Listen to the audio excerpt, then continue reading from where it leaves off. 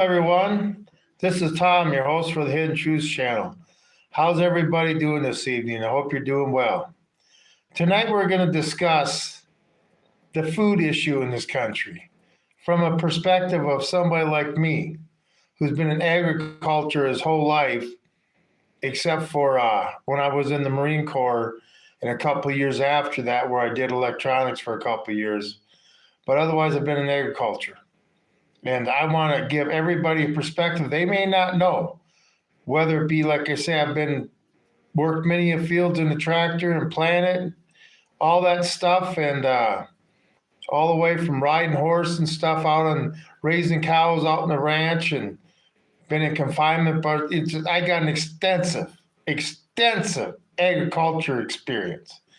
And I think some people need to hear some facts about how this country has so much food, but we still can't feed all our people. It disgusts me. Anyway, that's what we're going to discuss tonight. Anyway, that would be a good discussion. I see, hey, Jeff, how you doing? Yeah, my night's going well, but we got a serious discussion, like I say. I got an extensive agriculture background, extensive, going over 50 years.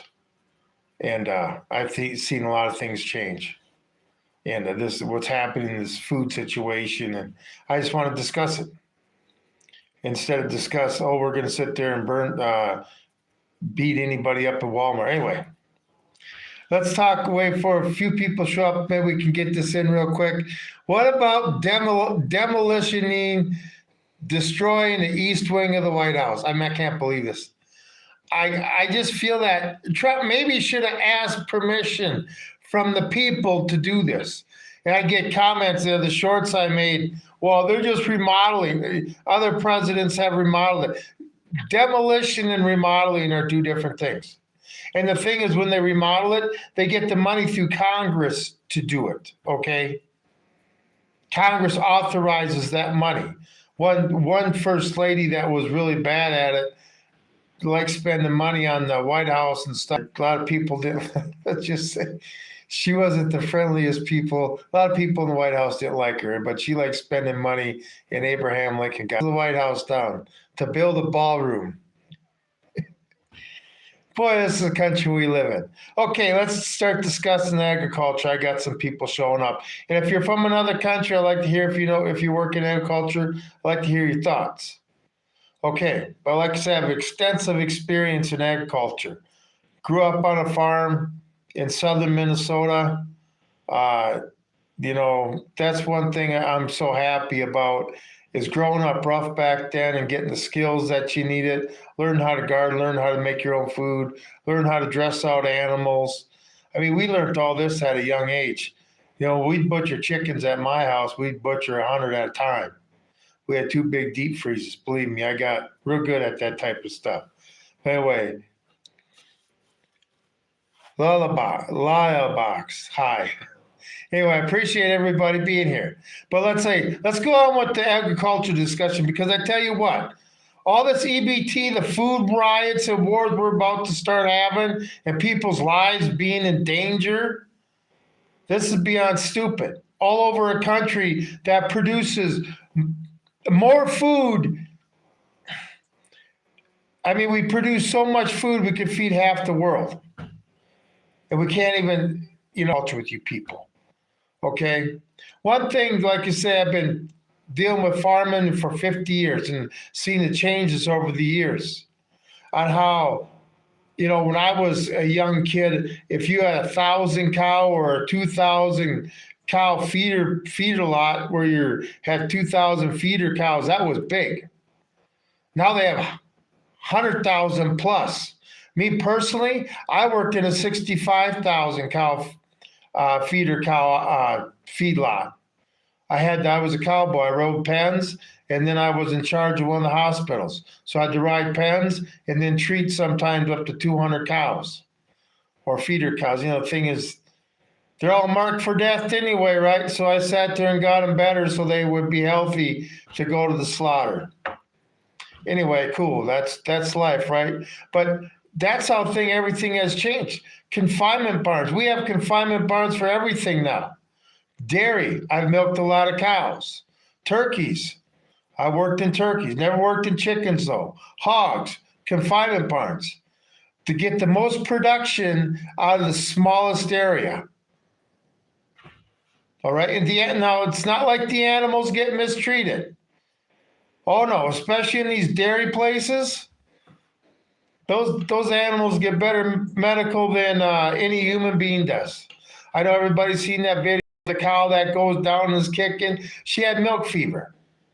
Okay, you give her some calcium, she pops right up. They didn't show that part. I've seen that before. It happens sometimes, but they're right on it and they're fixing her so she's better right away. You know, just like anyway. But all that's changed. All the, like when I was growing up, right?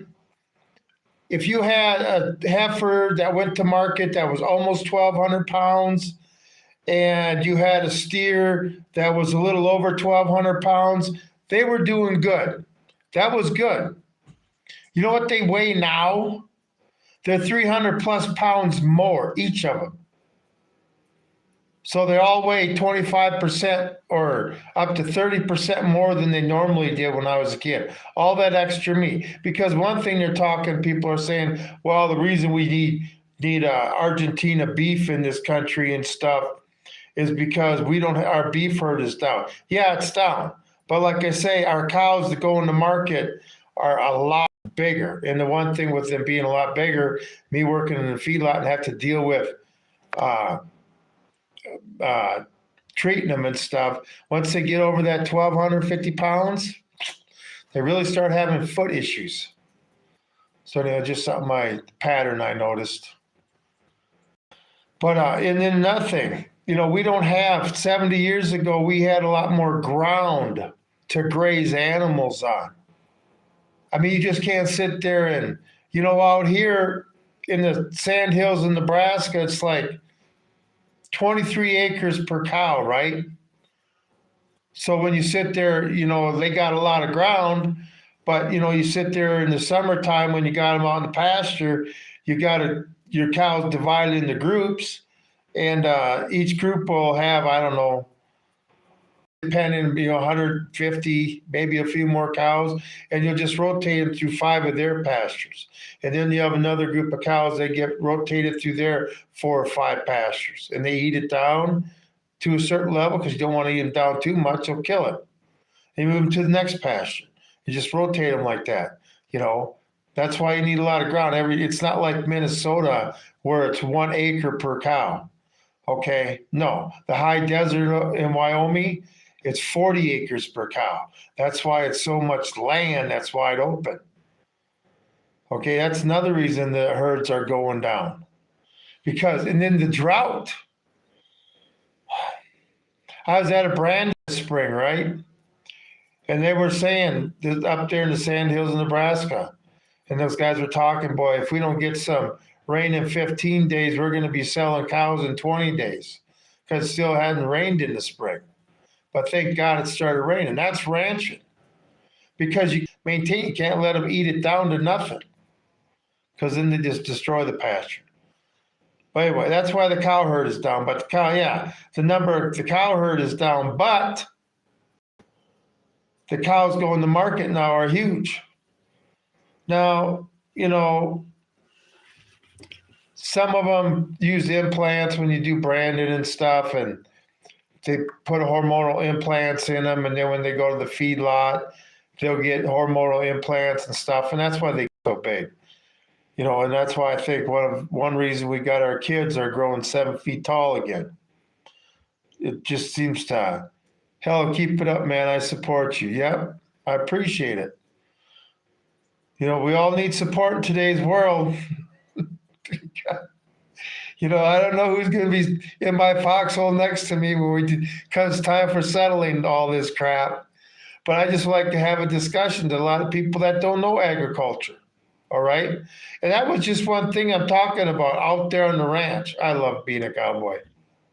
But now with the H-1B visa program and these employers, ranchers and farmers get incentivized to hire these foreigners. especially when you're 58 years old. You can't get hired on the ranch. So fine. I guess I got to just, instead of working 30 days, never get a day off, I'll work my 5 days a week or 3 or 4 days a month doing my trees and take the rest of the time off. By the way, you can't even get a job.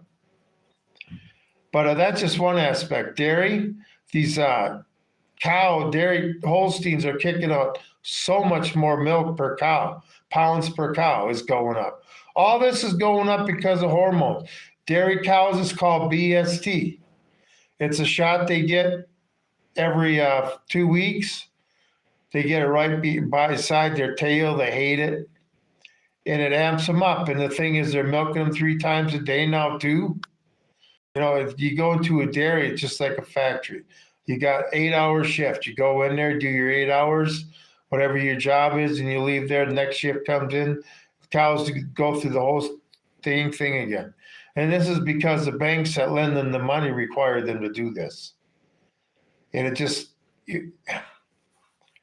I hated giving BST shots.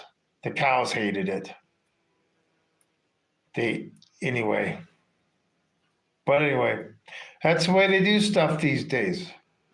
Okay, so that's dairy. And like I say, the confinement barns, the idea behind that is getting the most production in the smallest amount of space. See, one thing, confinement barns, aren't good for the animals, but they're good for human beings. I mean, do you realize what we can't sit there and have, when I was growing up, right, our grocery store had a locker in it where they killed cows, where the butcher would call somebody up, they'd bring a cow in, and that's what was displayed in the grocery store meat section. Boy, wouldn't it be nice?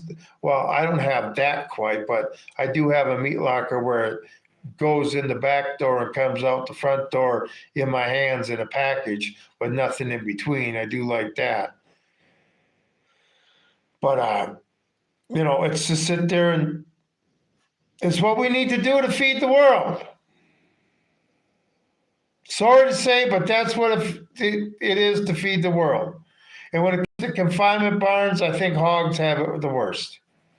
I heard someone say the price of feed went up, so the cow farmers keep similar amounts of cows, smaller amount. It's just like I say, if you're in an area where it's dry, you sell your cows off. It's how much feed you got, all right? Because out in the pasture, when they're out in the pasture in the summertime and stuff, all you give them is you go out there and you have salt and mineral tubs by the water tanks, and you take your salt and your mineral out there. They get that year round, but that's all they get in the summertime. And then in the wintertime, we caked them, or we gave them distiller in a pellet mix, and then they got hay fed to them too in the wintertime. But it's not like there's a lot of money on feed, but not as much as people think, okay? But there's a lot of money when you consider, there is, because that's why they got all that ground to feed their cows through the summer. Okay, I mean, when you're dealing with the last ranch I was at was just our part of the ranch, which just me and this other cowboy took care of it, which was insane. It was 1,700 cows over 24,000 acres. Oh, talk about being in the wild open. I tell you, it was, anyway, when I would sit there and buzz around on the floor just to check water tanks, going as fast as I could, if I didn't have any problems, it took me a half a day. Okay. Anyway, that's the life, it pisses me off, this H-1B visa program.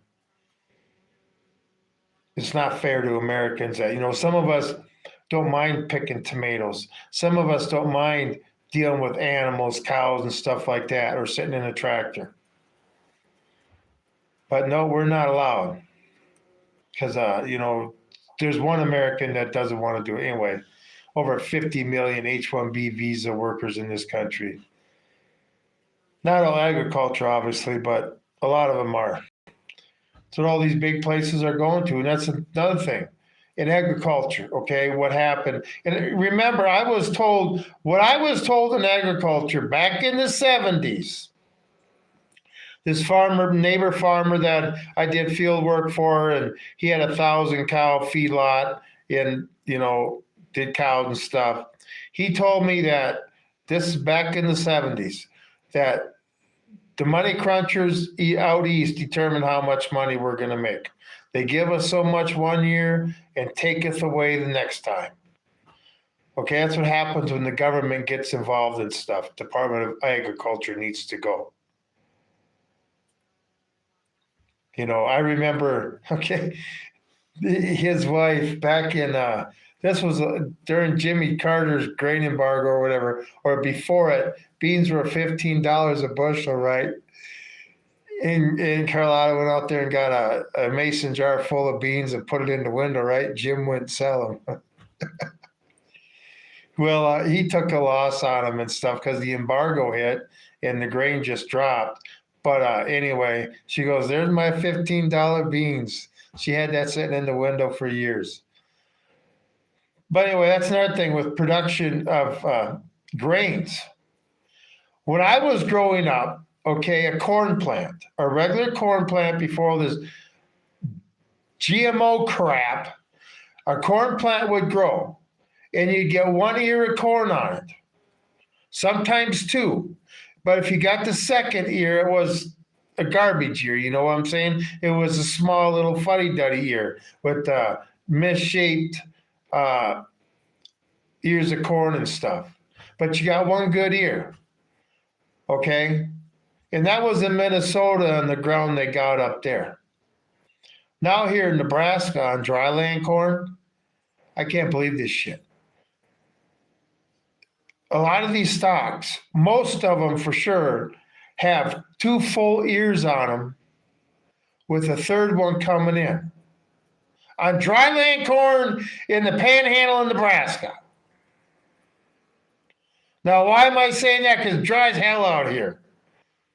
That corn, we didn't get no rain. It looked like it was about to die. We got some rain all of a sudden.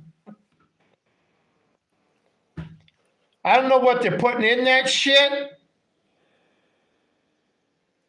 But if I hear that they got even 180 bushel an acre on this dryland corn out here, that's insanity. That's not pivot corn, people. What I mean by dry land is it doesn't have a pivot. Mother Nature waters it, right? Pivot, you can regulate how much water it gets. That's crazy time. So what kind of steroids are they putting in the corn seed? This is, like I say, through years of dealing with agriculture. So I have seen production go up crazy, doubled. Corn production, it more than doubled since I was a kid because the ears are bigger now. So you got two ears on the stock, and they're bigger ears than they were. Anyway, so we got all this production. Cows are bigger. Yields are bigger in fields. Crazy time. I mean, when they really haven't started corn harvest here, what you can't believe some farmers are going for, but when they do, they'll have a big old pile of corn by the elevator again. How can people be hungry in this country? We throw away so much food. I don't want to get into how it's processed. I live in an area where I don't have to worry about such things. You want good, wholesome food, grow your own. Grow a garden. You got control of it. Control everything over your garden. I definitely buy steak. Like I know, but do you see it when that's going in on the hoof on the back? I'll buy some of that cow. Anyway, I don't understand it from a point of view of all like these H-1B visa workers. Send them home. We produce enough food in this country and it's so expensive. How come it's so expensive? I mean, okay, you don't want to bring down our food prices? Don't bring in beef from Argentina. Okay, let me tell you something about, since I've been in beef a long time, let me tell you something about beef from around the world. It's like, how can I say this? Any beef from anywhere around the world is garbage compared to the beef in this country. We raise it differently. We have a different mindset. It's just garbage beef. I mean, this Nebraska beef and Colorado beef that I get from the locker, it's not the scrapings off the knives and stuff.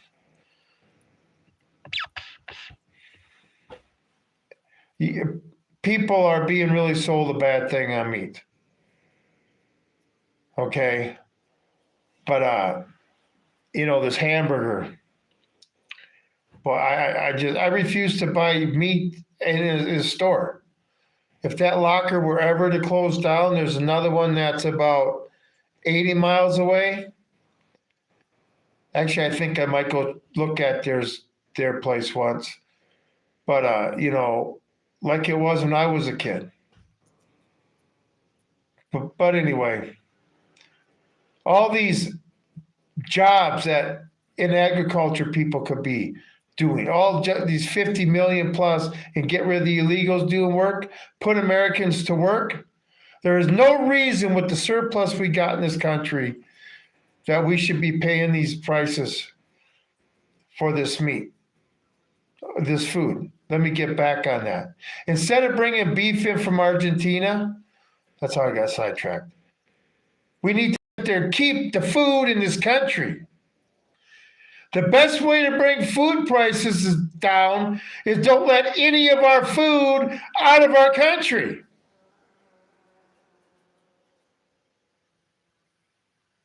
Don't bring that in from any other country.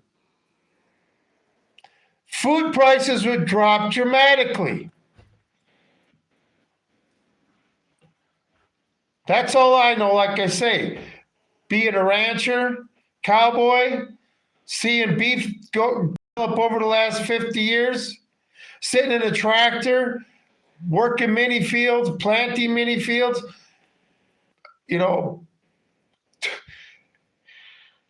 lifting a lot of bales in my time, using a pitchfork and a scoop shovel and stuff. I've seen the development of agriculture over the last 50 years. And it's completely been revolutionized by technology. One thing I don't like about these new tractors, okay, too much control. All right.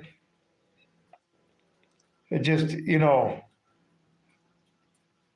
I just don't like all the electronics in these tractors and all the control and hooked up to the internet and all this other shit. That's bullcrap. Like I say, I'm old school. 806, 4020, 1086, 1486, 4440, 4640, John Deere and stuff. People may not know what number I'm talking about. Tractors, the old time tractors. Okay. B04. I remember this is how far I go back. Okay. Saturdays, during the wintertime, we'd bed down the pole barns before we could go and watch football. And anyway, we get into those in the pole barns in the wintertime. All we had the 4020 with the bucket, and it didn't have front wheel assist. Do we have front wheel assist back then? Wasn't thought of yet, right? Really? So anyway, we'd sit there and be trying to. It was a bugger sometime, bedding those pole barns down, chains on the back tires and everything, getting stuck. But anyway, we always accomplished it. By the way, I go one day, I said, boy, wouldn't it be nice if they had those where the front wheels move to? Lo and behold, we got that now. So anyway, that's how far I go back. Hello, how are the tariffs affecting you? Tariffs aren't affecting me. I live a very humble and simple life. I don't spend a lot of money every month at all. And the tariffs don't affect me because I just, maybe they do a little bit. I don't know. I don't spend a lot of money a month. I mean, between my rent and my electric and everything else, my food, I maybe spend $1,200 to $1,300 a month. That's all I spend. So, the tariffs aren't going to affect me much. That's why I wish they would go to a national federal sales tax, because I wouldn't pay shit for taxes. But anyway, back to the food. Like I say, why do people go hungry? These people on EBT need to realize, I saw a video, right, where this lady was talking, oh, I guess everything's going to be free on the 1st. I heard Trump said that. Okay, let's say you had money on your EBT. It'd still be free for you on the 1st. You're going to go out and steal it. That's going to come with consequences. But you get money on your EBT card, you're getting it for free on the 1st. Okay? You go steal from that store like that, cause havoc, you're going to get 3 hots and a cot for free. People don't even realize that. But this is social services. It makes people dependent on the government. And you got politicians that vote for politicians that are saying what they're going to be able to do for them personally. Our founding fathers never wanted the government like that, where a politician could promise a citizen something and buy their vote. Ever. But then again, food is crazy time high. And with all my experience in agriculture, working on ranches and farms, driving a tractor up and down the field, and all the confinement barns I've worked in. Okay? We are producing more than enough food in this country. Frankly, a steak, a pound of hamburger should be no more than $2 for grade A hamburger. And that's just the damn truth. Hell, you get the IRS out of these packing companies, put Americans in there to work. So, a lot of these companies don't realize it, but if you put Americans to work, even though you got to pay them a little more, it's actually going to lower your cost. But, why sit there and try to explain that to somebody who's supposedly a business exec? Okay? But Americans need to get to work, and the price of food needs to come down. They're using food to control us, people. I won't be controlled. Like I say, eventually I will be living like that. And see, I have skills. I'm actually going to have a dugout. I'm not going to build a cabin. I'll have a dugout, but the horses and everything, right? But I'll still have indoor plumbing. I'm going to have running water, cold and hot running water. I will have power. Because you know why? I have all them skills myself. This is the thing, when stuff goes crazy, the people with the skills are going to have all the gold. The people like me are going to be teaching all these things with people. You still do it that way? Where my knowledge is going to be golden to them. But I'm not going to get to the point where it gets to a situation that happens where I can't do this. I need to get out and do this before the government puts in a situation where you can't do this. Okay? And that's one thing, are they using food as a weapon against us? Well, obviously, if you get EBT, you feel in that way. See, people on EBT, this should tell you something. If you do get your money on the 1st, go get a job.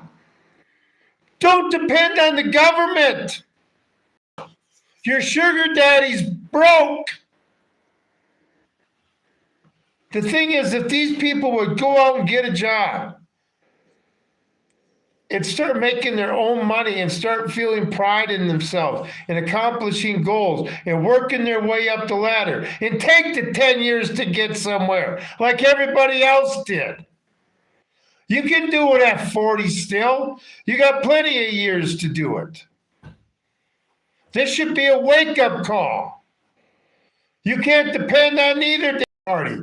They sit there and say, I sat there and had to listen to, the White House Press Secretary Leavitt, basically sound like a politician for the first few minutes before she started taking commercial questions. Like a damn politician. Shut up. You're there to take questions, not give a speech. If you want to give a political speech, bring the president out for that. Blame the Democrats. Blame the Democrats. The thing is, Leavitt, we can't afford even the continuous resolution because it just adds to the deficit.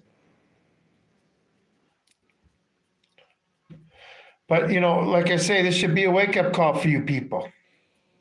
All right? Food needs to come down, definitely. But you need to get in the mindset where you pay for it yourself. And like I say, when you don't get your money on the 1st of November, don't take it out there on that working single mom who's got her few bags of groceries she's taking to the car. Don't take it out on them, okay? Or the grandma, or the old man, or the old couple. Don't take it out on the easy victim where you're going to rob and hurt them. Take it out on the frickin' politicians who said they were going to continuously, forever, put money in your hand. You need to organize and go to Washington, D.C. with your pitchforks and torches.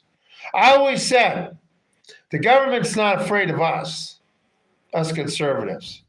We can deal with a lot of shit. We dealt with old Sleepy Joe for 4 years and Obama and all their antics. And, we just go to work the next day, hoping things will get better, doing our little part to make the country great, right?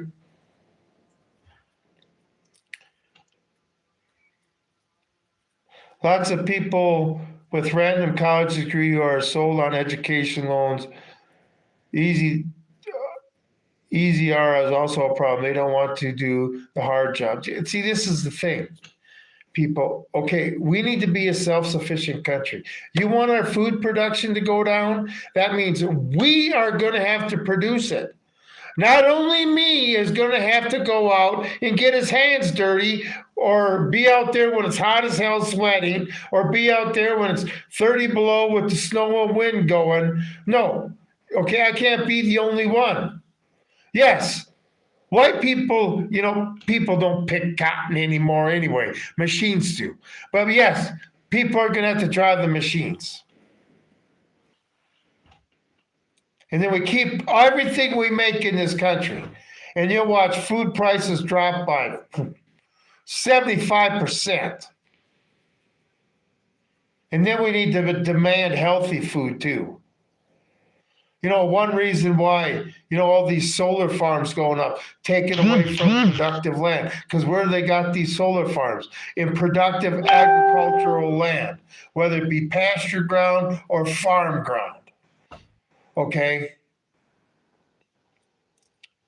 And then another solution is, why did everybody have a garden during World War II? Why were they called victory gardens? Because they knew they had rationing and stuff. They weren't going to get what they always wanted.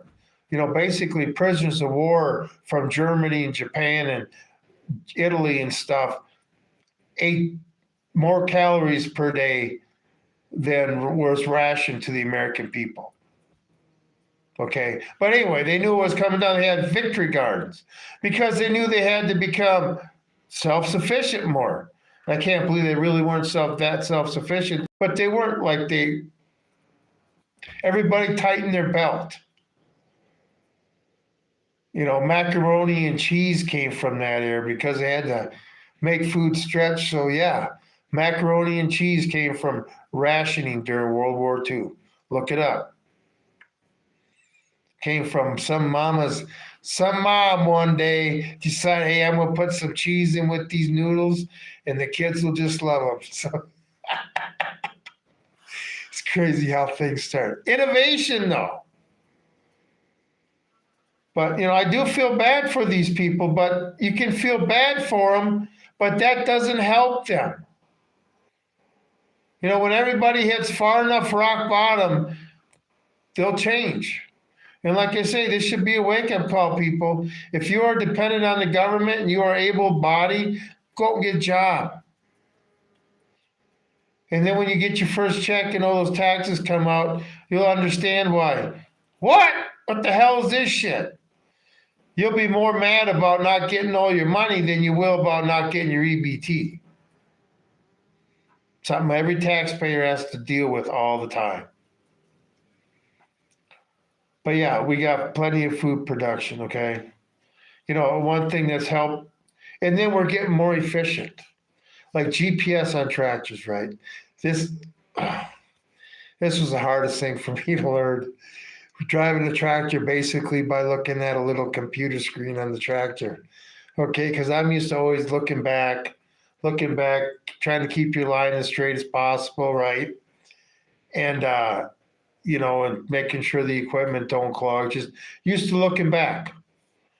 And then I had to sit there and learn how to work fields because now I'm running 50-foot equipment, So anyway, but you type all your stuff in the thing and it sits there and it tells you even when you're 1 inch off of center. And it's more efficient because you work the ground faster.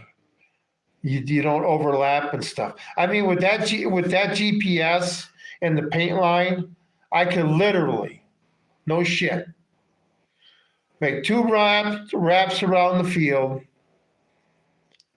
black out the windows, 160 acre field. It doesn't matter how big acre field. Black out the windows on that tractor so I couldn't see nothing. And work that whole field and never miss a spot and never run anything over or nothing. Crazy time. That's what driving the tractors like these days. And they're talking about now getting it to where the farmer can basically sit as a computer with this AI shit. And AI is going to be working the fields. More people unemployed. That's why I'm glad I know the ranch in part 2. Because you're still never going to get AI to be able to work cows or anything like that. Or like trimming trees. They ain't going to be able to trim trees, okay? But anyway, I could just see the first time a robot would jump into the lane with a bunch of cows and try to work cows. The thing those cows are going to do is like, I know that ain't no human. I'm running that shit over. Anyway. But yeah, all this has changed. I mean, tractors, like I say, pulling a 50-foot disc with a tractor that's got 435 horsepower.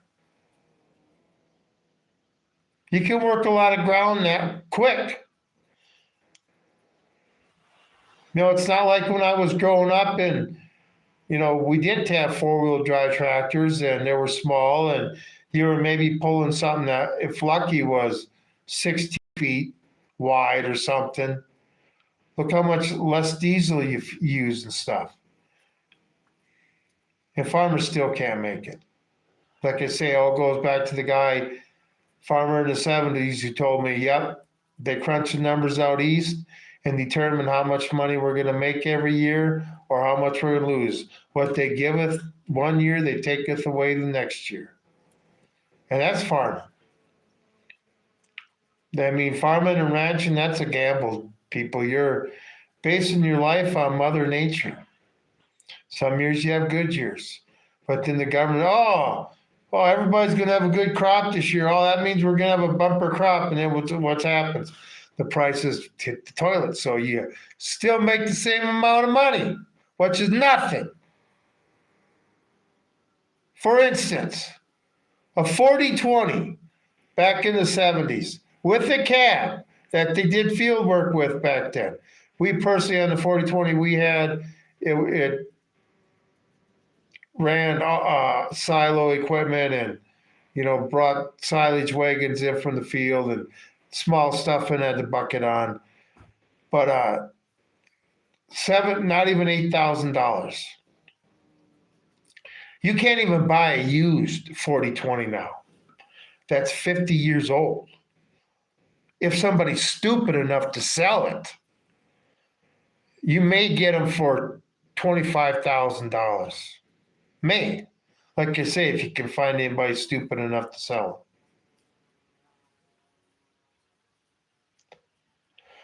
them. Got a lot of memories on the farm. I remember as kids, we sat there, worked our asses off. We worked hard, and we had time to play. We played hard. Worked hard and played hard. Exhausted every day. Loving every minute of it. It was just different back then. Rambling on, right? Anyway, talking about tractors, right? So you could buy a 4020 back then for under $8,000 fully equipped. But nowadays, a tractor, hundreds of thousands of dollars. Like I say, how do you buy, let's say, we can feed people, right? But I don't see, I've done the math in my head. I know what grain prices are, right? I worked at an elevator. Know how it all works. And extensive agriculture. But I added up because, of course, an acre can only make so much money on it, right? Let's say you get 200 bushel an acre of corn on an acre, right? And corn is going to be, I don't even know what it is right now. I don't think it's much over $3. Let's say $4. So you get $800 an acre on that land, okay? Every year, let's say you average $800 an acre on that land, per acre, on that ground. But you paid up to $5,000 an acre for it. That's just what you paid for it. That doesn't count the expense every year of, you know how much seed is these days? Okay, it's not like you buy a bushel of a bag of corn in the store and it's like $8, $9. You know what a bag of seed corn costs? About $180. One bushel. I had a rancher too who sat there, laughed at me once. The only reason I'm still in business, I got a banker stupid enough, still willing to lend me money. But see, the reason they do this is they want to get rid of the small guy. They want these big corporations like everywhere else to take over agriculture. Then they can control it. The little guy out here, there's still some out there. The thing is, they're going away, not because they can't afford it, is because none of the kids stayed at home to take over. That's why a lot of the small family farms are losing their power. But they want all these big agricultural companies to come and take over. It's just going to be bad all around. And then they're just going to be able to make food unhealthier, more expensive, and use it more as a weapon. But as somebody who's worked in agriculture and see the surplus that we create, the surplus, it doesn't make no sense. Like I say, we shouldn't be paying a lot for our oil and our gas, and we definitely should be paying a lot for our food. Anyway, but this is the world we live in. I guess everything's more expensive. That's why learn to do it yourself becomes a lot less expensive. Like me this winter, I got a wood burning stove in the house, right? So plus I'm in the tree business, so I can bring home dead wood and stuff. I got my chainsaws. But let's say I got to work 15 hours a month, a half hour a day, 15 hours a month heating my house. Okay.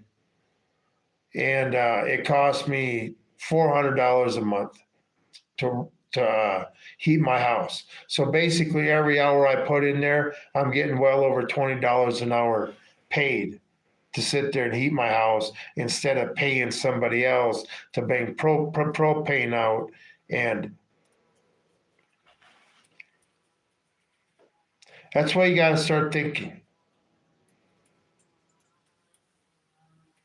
Okay. Especially when it comes to digital currency. You definitely need to start thinking that way. People have the skills are going to end up with all the gold. And when things collapse, that's the way it always is. Back in the dark ages, when a written book was worth more than gold because it had knowledge in it,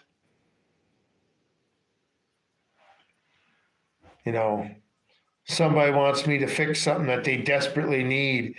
And, they sit there and, my God, I got 5 pounds of gold. Here, do you want an ounce to fix this? I'll be like, no, but I'll take 3 pounds of it to do it. Set my own price. If everybody's starving and I got 10 chickens and somebody comes to important in life, your basic needs to survive: food, water, shelter, and an environment where you can thrive, not just exist, but thrive. Human beings are not good at just existing.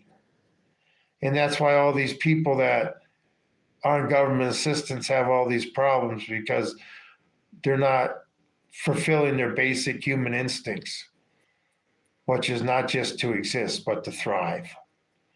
Anyway, hope everybody liked my my philosophy for tonight. But like I say, this shouldn't be happening.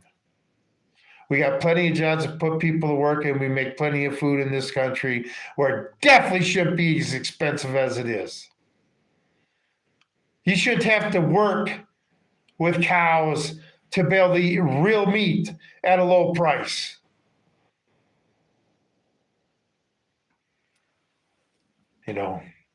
One thing about this weekend, I don't got to work trees this weekend. I mean, I make a lot of money at trees, but I like being a cowboy. I go prig checking cows this weekend. Our neighbor came up and asked if I'd help. So anyway, can't wait. Chase cows up and down an alleyway again. Doesn't get much better.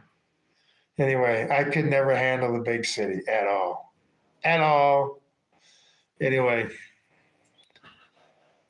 get big or get out. Nixon, agriculture secretary. That's bullshit. The thing is, why? I mean, all these confinement, I see the reason for confinement barns. Because we need to sit there and maximize production with a little bit of space.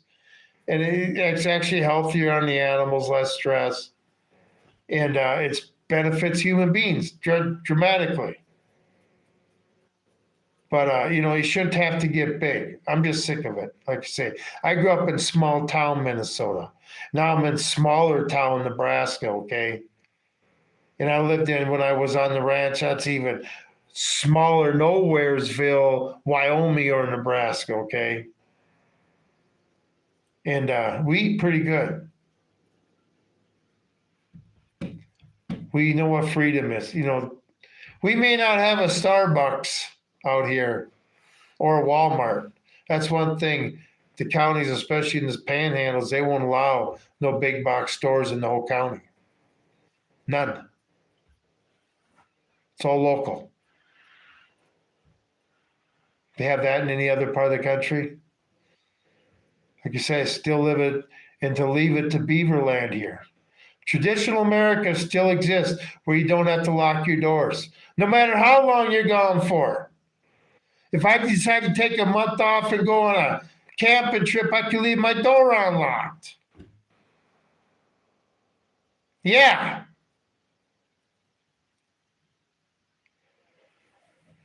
When I can't do it anymore, then it's time for me to leave here and go live like that. I'm so ready for that. Like I say, I'm the lone wolf prepper. I've been ready for that ever since I was 8 years old. And it's been an adventurous time learning all the skills. But anyway, the food situation, people on EBT, don't become a criminal, become an employee. It'll be the better choice. That does sound nice. I want to move there. There, not Walmart. No Walmart. We don't have nothing here. Starbucks, nothing. I mean, you got Sidney, Nebraska. That's to the west of me, and Ogallala, Nebraska, which is to the east of me. We're kind of like in the middle. I'm north of that area, by the way. That's your two liberal areas. Sidney, Nebraska is where Cabela's sporting goods started. They got, anyway, but they brought up by Bass Pro. But anyway, that's what made that town flourish. And then Ogallala, that's just a pit. It's a decrepit, liberal, decaying city.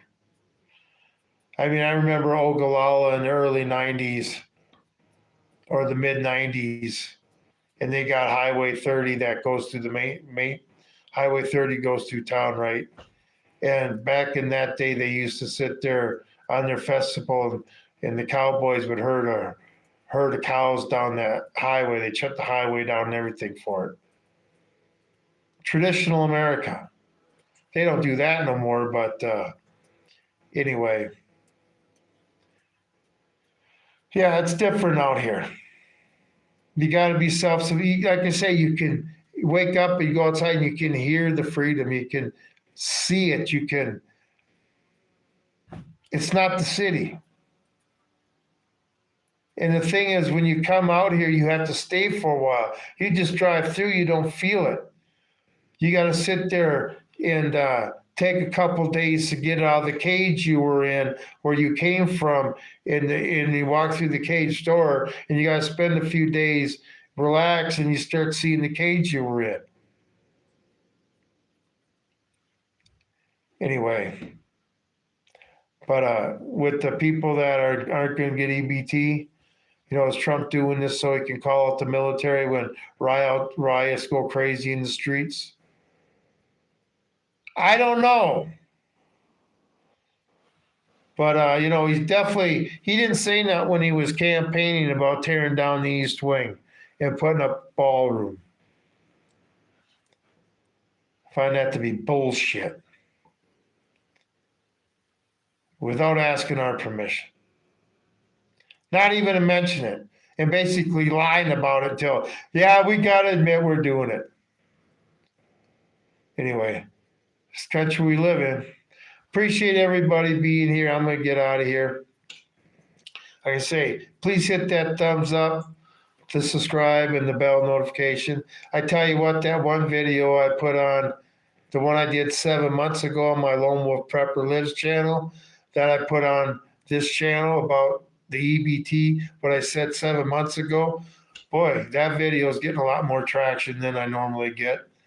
So I guess the timing just wasn't right. But yeah, I need to do a video about security on November 1st. Because if it gets as bad as these people are, they say 41 million people on welfare.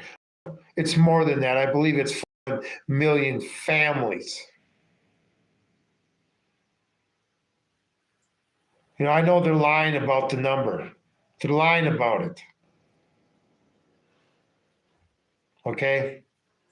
So just another thing, if you live in a big city, And then I heard a report that ICE is getting unusual weapons now and spend a lot of money on weapons and military grade weapons and stuff. And we're going to have a special reactionary force, the National Guard, that deals with civilians in this country. Anyway, like I say, me being a Marine, I never once trained one time, okay, to sit there and basically take on American citizens. We were trained to defeat the enemy by killing them and blowing shit up. Okay, now they're teaching military members to do that to American citizens. My spider senses are tingling. This is something we both need to be concerned about, no matter what political affiliation you are. Because if this goes down bad, there's only going to be one political affiliation. And it ain't going to be the one I agree with, no matter what side it is. Good night, Tom. It's like we were sitting on a front porch. I knew this would be an interesting one because, like you say, I have extreme experience in agriculture for 50 years. I've seen tractors develop. I've seen animals change, different sizes, different techniques of doing stuff. It's incredible. Different feeds you feed them. Stuff, and everything from the tractors to pushing cows on horses out on these huge ranches. I know the whole gambit. Milking cows. I just get along with animals better. My kids used to ask me, Dad, can you talk to animals? I said, well, no, not really. It's not like I don't know what they're thinking. But I said, I've just been ignoring people longer than you have. So anyway, but yeah, I appreciate everybody being here. And we need to demand some change in this country. What people are paying for food is ridiculous. Maybe we should feed our own country and drop our prices to 75% of what they are now. I mean, when eggs went up like that crazy number, I mean, are you kidding me?